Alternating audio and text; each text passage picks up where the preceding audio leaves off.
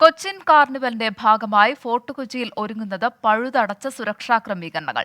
1000-ഓളം police ഉദ്യോഗസ്ഥരെ വിന്യസിക്കും. കർശന ഗതാഗത നിയന്ത്രണങ്ങളും നാളെയുണ്ടാകും. കൊച്ചി കാർണിവലിലേക്ക് ഒഴുകിയെത്തുന്ന പതിനായിരങ്ങളെ നിയന്ത്രിക്കാൻ കനത്ത സുരക്ഷാ ക്രമീകരണങ്ങളാണ് സജ്ജമാക്കിയിരിക്കുന്നത്. നാളെ 4 മണിക്ക് ശേഷം ഫോർട്ട് കൊച്ചിയിലേക്ക് വാഹനങ്ങൾ കടത്തിവിടില്ല. തിരക്കമിതമായാൽ ഇതിലും നേരത്തെ നിയന്ത്രണം തുടങ്ങും. റോറോ ജങ്കാർ സർവീസുകൾ വൈകിട്ട് 7 മണി വരെ മാത്രമേ ഉണ്ടാകൂ. KSRTC ഉൾപ്പെടെ കൊച്ചിൻ കോളേജ് ഗ്രൗണ്ടിലെ താൽക്കാലിക സ്റ്റാൻഡിൽ സർവീസ് അവസാനിപ്പിക്കും. തിരക്കേറിയാൽ രാത്രി 12 മണിക്ക് ശേഷം ബസ്സുകൾ പ്രത്യേക സർവീസ് നടത്തും.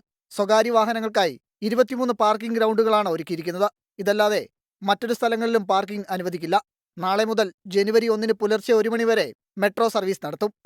കാർണിവൽ ഒരു അപകടരഹിതമായി, പ്രത്യേകിച്ച് കളമശ്ശേരി പ്രശ്നത്തിൻ്റെയൊക്കെ പശ്ചാത്തലത്തിൽ അപകടരഹിതമായി കാർണിവൽ അവിടെ വരുന്ന ആളുകൾക്ക് ആഘോഷങ്ങൾ ഉണ്ടാവുകയും എന്നാൽ അതേ സമയത്ത് തന്നെ കുറച്ച് നിയന്ത്രണങ്ങളോടുകൂടി തന്നെ കാർണിവൽ നടത്താനുള്ളൊരു സംവിധാനമാണ് ഒരുക്കിയിട്ടുള്ളത്.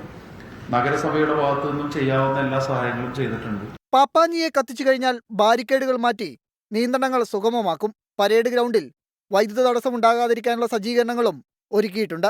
ഉച്ചയ്ക്ക് 2 മണി മുതൽ കാർണിവൽ അവസാനിക്കുന്നതുവരെ മെഡിക്കൽ സംഘങ്ങളെ വിന്യസിക്കും. വിദേശികൾക്കായി പ്രത്യേക സൗകര്യവും ഒരുക്കിയിട്ടുണ്ട്. 24 കൊച്ചി. 24 അഞ്ചിന്റെ വജ്രത്തിളക്കം.